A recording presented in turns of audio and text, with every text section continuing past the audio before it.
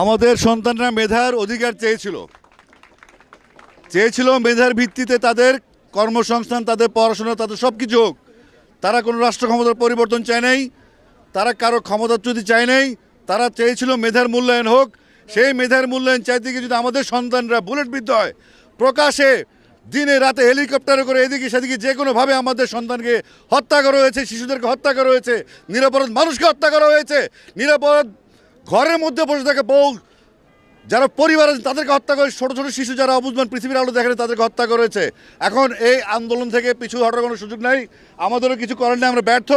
এই ছাত্ররা সড়ক আন্দোলন করেছিল, এই ছাত্ররা এখন কিশোর বয়স থেকে তরুণ হয়েছে এবং তার ম্যাচিউর হয়েছে।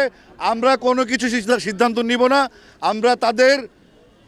আমরা তাদের অনুগত হয়ে তাদের হুকুম মতো আমরা কাজ করব। এবং আমি বিশ্বাস করি যেই প্রজন্ম জেগে উঠেছে, এই প্রজন্ম হারার জন্য জন্ম হয়নি এবং এই প্রজন্ম হারবে না। আমি আমার ছেলেকে নিয়ে এসেছি, আমার ছেলেকে আমি সঙ্গে করে নিয়ে এসেছি। আসো, সে নর্থ সাউথ ইউনিভার্সিটি ওয়েট করলাম।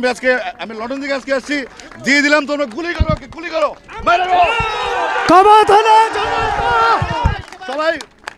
আজকে কোনো কথা নাই, শুধু অল আউট গেম। যে কোনো ভাবে দফা একটা দফা একটা দাবি, এক দফা এক দাবি। স্বৈরাচারী কবে যাবি? আমরা মিলিত হবো শহীদ মিনারে। Thank you. আমার সন্তান আবু সাইদ, আমার সন্তান আসিফ আকবরের সন্তান, আমার সন্তান। আমার সন্তানের রক্তেই মাটি ভিজেছে।